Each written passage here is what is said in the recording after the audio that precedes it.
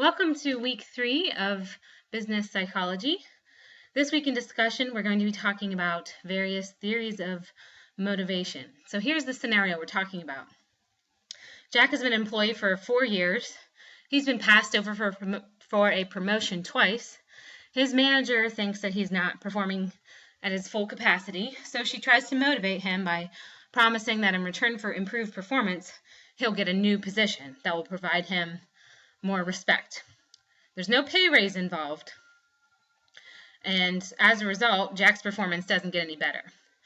So the first in the discussion question, you need to consider Vroom's theory of valence, instrumentality, and expectancy, and using that, discuss why his performance did not improve.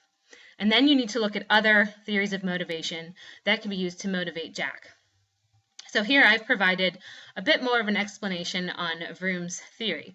So first, we need to consider what the 3 factors are involved. First, we have expectancy, and that is an individual's belief that putting forth a certain amount of effort will result in a desired level of performance. So the example I gave here is with a lawyer trying to win a case. So expectancy in this scenario, a lawyer might expect that working overtime will lead to winning the case. That's expectancy. Instrumentality is how important the performance of a certain behavior is to getting the outcome. The lawyer could speculate about whether winning the case will lead to a positive outcome, such as a pay raise or promotion. And then finally, valence or value is how much a person cares about that outcome. Does the lawyer care about winning the case, getting a pay raise, getting a promotion? So all these elements work together to create a motivational force.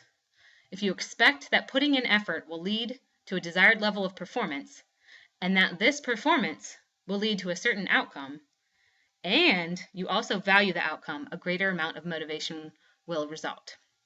You need all 3 of these elements to work together. Here's one more example in relation to studying.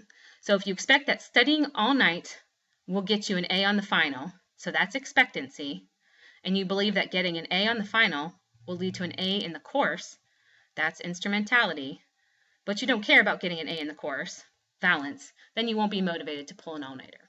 So looking at that motivational theory, why did Jack's performance not improve? You should be clear about that. Make sure you use research to support. Also, you should look at other theories of motivation. You should find these in your textbook. You might consider incentive theory or goal setting. Get creative here and find ways to motivate Jack. Please make your initial post by Saturday. This is so we have plenty of time to discuss. Make sure you're getting involved in discussion. That's how you get the full 16 points, is being very involved in discussion and having really good research-based posts. Now on to our Dropbox assignment. This is one of your LASAs. It is worth 200 points, so make sure you're really putting in some effort and time on this. This paper is going to be all about training. Basically, you are imagining that your company is trying to cut expenses and they want to get rid of the training department. As the head of the training department, it's your job to defend training. So here's what you're going to do for this. Your paper should start off with making an argument of why training is important. You should use research, information from your text here, looking at training and why it impacts success. And then the second big chunk is going to be creating an evaluation tool.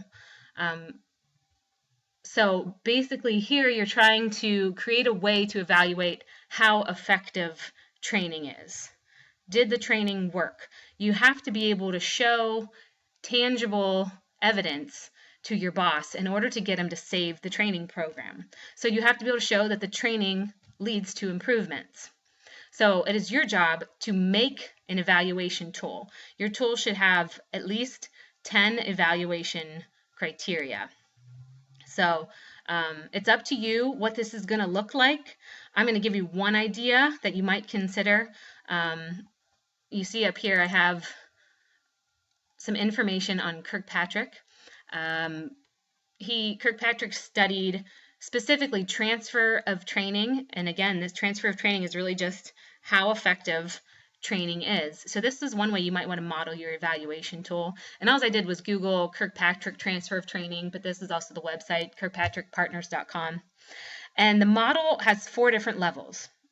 It says that we should be able to measure an individual's reaction to training, what they actually learned, how their behavior changed as a result of training, and the actual results, the targeted outcomes. Did this person learn what I wanted them to learn? So you could consider Kirkpatrick's model and structure your evaluation tool based on that. You could look at the reaction of your trainees to the training program, what they actually learned, what knowledge did they pick up, their actual behavior when they're back on the job. Can they actually do what you trained them to do? And then the results.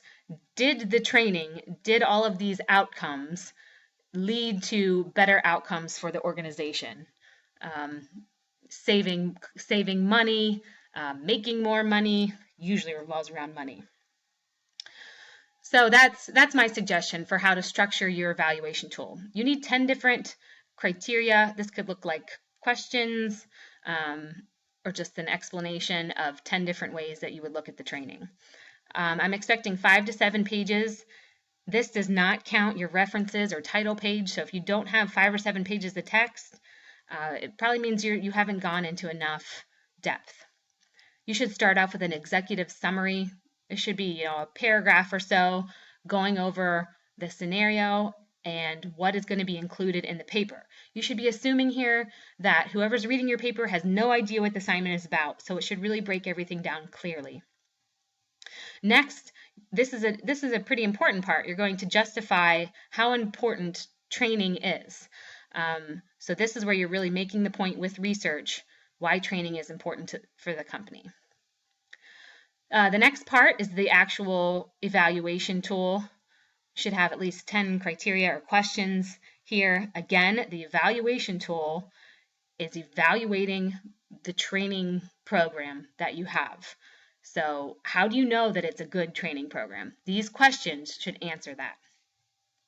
Then you need to explain how the tool will be implemented or how it will be used. When will you give it? Who will you give it to? How frequently? Things like that.